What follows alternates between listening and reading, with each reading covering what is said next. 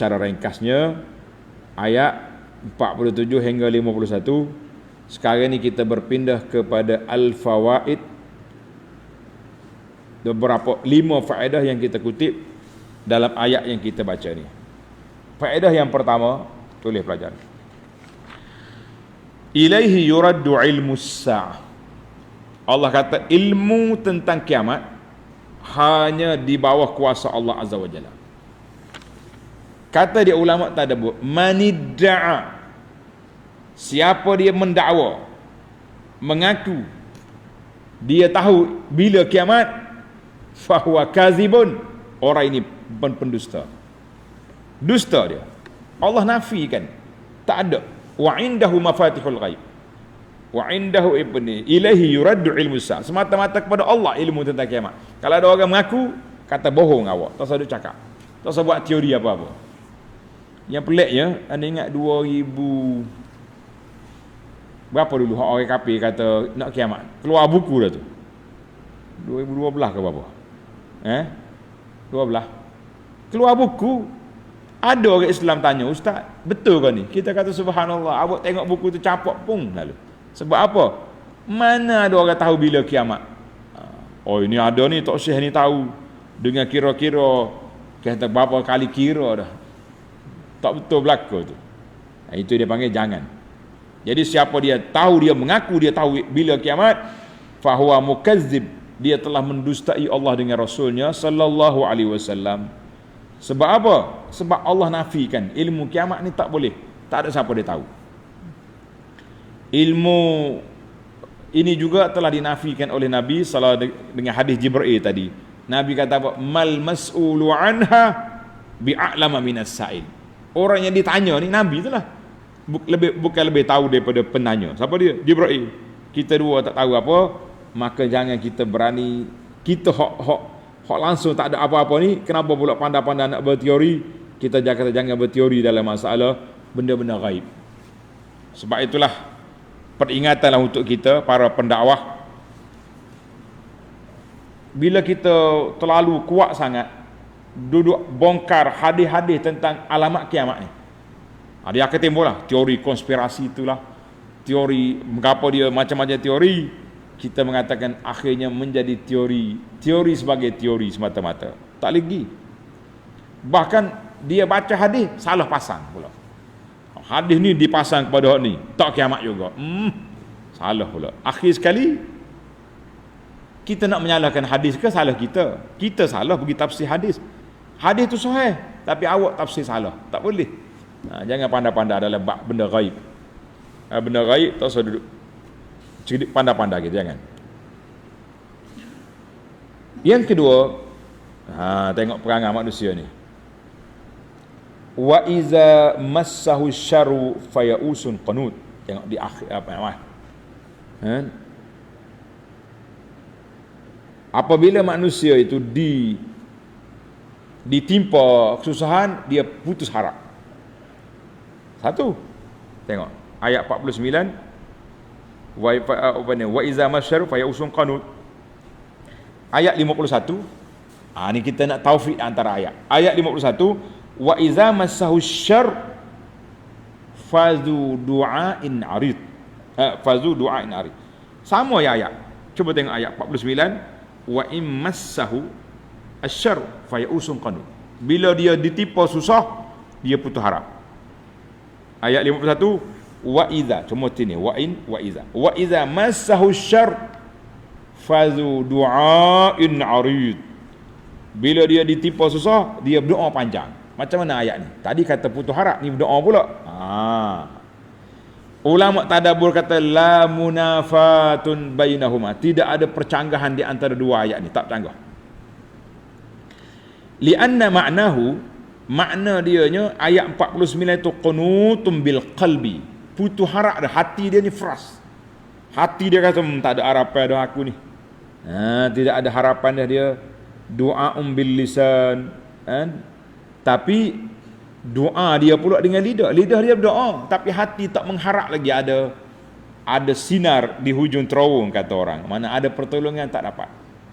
Macam kita ni, kita berdoa, tapi rasa macam macam tak ada apa-apa.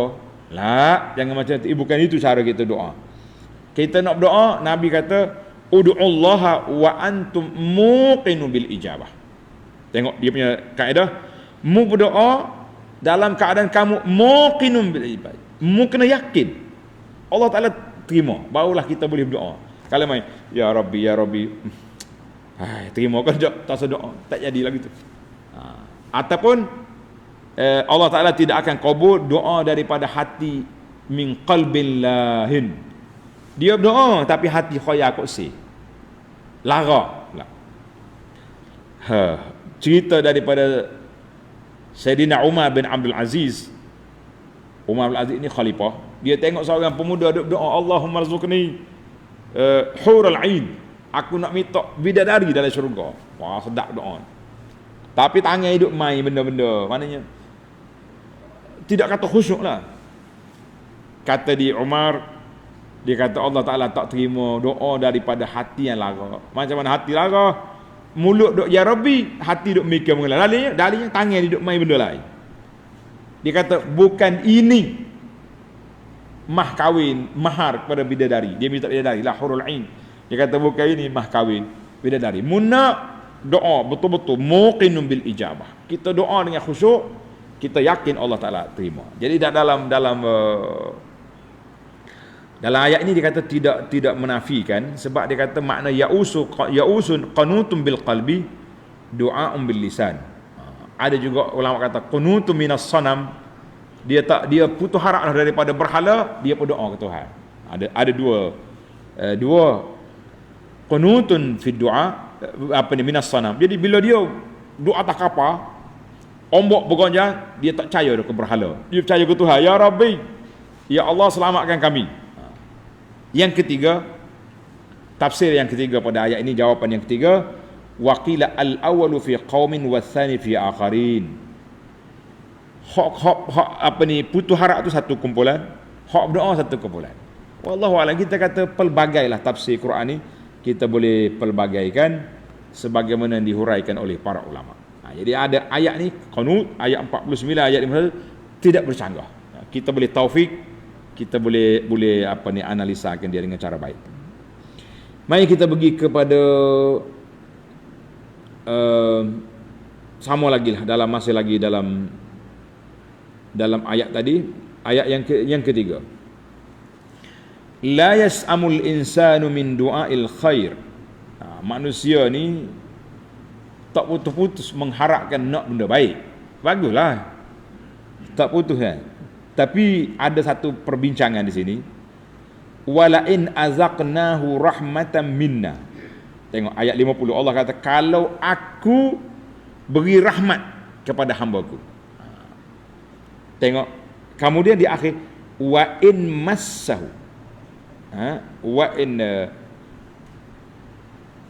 ayat 50 ni. Wala in azaqnahu rahmatan minna. Kemudian ayat seterusnya wa in massa wa idza massahu syarru wa idza massahu syarru wa in massahu syarru. Ada ayat lain kata. Yang pentingnya kita nak belajar ilmu beradab dengan Allah Azza wa Jalla. Dalam ayat lepas ada satu tajuk ni, tapi sini ada pula. Allah kata apabila kami beri rahmat kepada dia, Allah Ta'ala sandarkan kepada diri dia, kepada zat dia, kami beri. Tapi wa in massahu syarr, apabila ditimpa keburukan, Allah tak kata wa in aku timpa tak lah. Maka di sini kata ulama ta'liman lil adabi ma Allah. Ini kita kena belajar adab dengan Allah Azza wa Jalla. Adab dengan Allah, hak baik kita sandar ke Tuhan, hak buruk jangan disembah kepada Allah. Walaupun akidah kita Ahlus Sunnah, semua benda yang baik yang buruk Allah yang tentukan, tapi orang tak sandar ke Tuhan. Sebagaimana doa Nabi Ibrahim AS. Ibrahim dia kata apa dalam surah Asy-Syu'ara, tulis ni pelajar, surah Asy-Syu'ara ayat 78, allazi khalaqani fahuwa yahdin. Allah yang menciptakan aku, dia beri petunjuk pada aku. Sampai ayat 80, wa idza maridtu fahuwa yashfi. Wa idza maridtu, bila aku sakit Allah sembuhkan. Dia tak kata wa in amradani, ketika Allah beri aku penyakit Allah lah. Itu dia panggil adab. Ketika nak buat, Allah buat aku. Ketika sakit, kita tak kata Tuhan buat aku sakit. Kita kata kalau aku sakit, Allah sembuhkan. Tanda ni pelajar. Surah Al-Syu'ara ayat 78, 80. Ini dia panggil ilmu tadabbur Quran. Kita korek sikit-sikit lah. Setakat mana masa yang ada, tuan-tuan puan-puan pun boleh faham, insya-Allah. Tak ada benda yang tak boleh faham. Bahasa Melayu, penjelasan juga secara slow-slow. Jadi ayat ini juga, la yas'amul insan ini juga Allah Subhanahu Wa Taala ajar kepada kita, apabila kita kena musibah, sabarlah. Sebab apa? Dipanggil musibah itu ada banyak faedah. Yang pertama kafarat.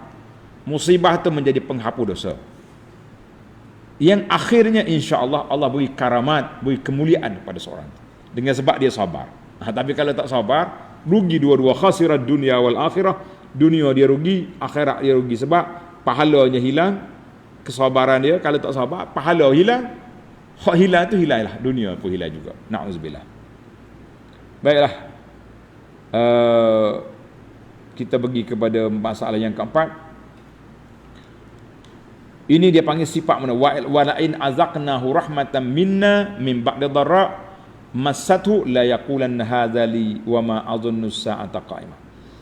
Jadi manusia ni gitulah keadaan. Bila boleh senang, dia kata itu perancangan dia, strategi dia. Dan dia pun sombong. Tak serau, tak rasa nak mati, tak rasa tak ingat ke Tuhan, macam-macam. Jadi kata di para ulama, dia kata manusia itu berbeza-beza. Manusia berbeza-beza. Sebab itulah Allah Ta'ala gambarkan di sini kategori manusia. Ada orang yang gitulah sifat dia. Mudah takabur, mudah tak sedar diri, mudah lupa. Katanya, dengar cerita ni, katanya mendiang Qarun dulu, asalnya budak baik, tapi bila dia naik kaya, dia kata hadza min ilmin indi, kaya aku ni sebab ilmu aku. Mula sekarang ni yang kita duk perhati tengok, orang-orang muda-muda ni duk jual alat-alat kosmetik apa benda ni, cepat kaya. Apa mudah? Dia mudah jadi pelik, jadi pondel lah, jadi macam-macam. Laki-laki nak jadi perempuan, lupa diri, lupa daratan, lupa segala-galanya. Ingat hati-hatilah.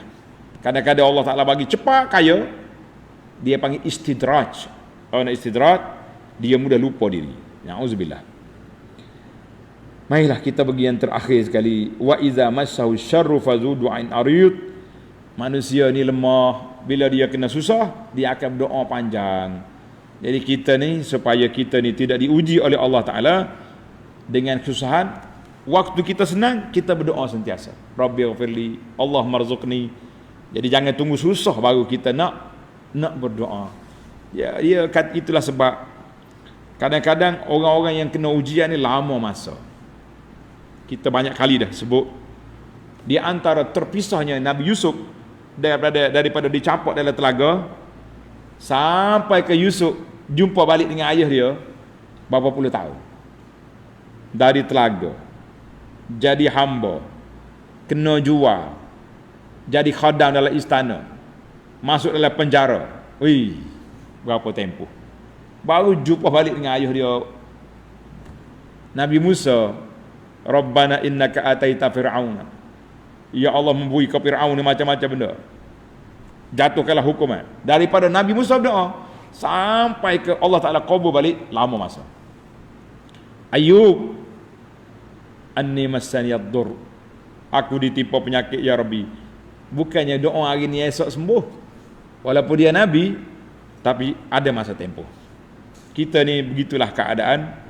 Banyak kali kita berdoa, banyak air mata kita tumpah, tapi Allah belum kabulkan apa yang kita nak. Teruskan berdoa, sebab Tuhan nak dengar rintihan, Allah nak dengar rayuan, Allah nak tengok kita tawaduk, Allah nak tengok kita bersimpuh di hadapan dia. Basahnya sejadah kita, basahnya tikar solat kita dengan air mata, itulah kelebihan kita di sisi Allah Azza wa Jalla. Sabarlah di atas segala ujian Allah Ta'ala, dan teruskan berdoa, jangan mudah putus harap. Jangan jadi macam orang kafir, iza masyahu syarru, bila susah baru berdoa. Wallahu alam. Mudah-mudahan kita dapat nikmat yang baik, nikmatul imani wal Islam, nikmat dapat mensyukuri nikmat Allah Taala ketika susah, ketika senang, dan nikmat sabar ketika susah. Sebab itulah kata Nabi sallallahu alaihi wasallam, ajaban li amril mukmin, pelik urusan orang mukmin ni. Orang mukmin ni pelik. Kalau dia senang, dia syukur. Kalau susah, dia sabar. Walaysa zalika illa lil mukmin. Nabi kata itu sifat orang mukmin. Mudah-mudahan kita termasuk di kalangan orang mukmin yang mempunyai sifat yang baik di sisi Allah Azza wa Jalla ini.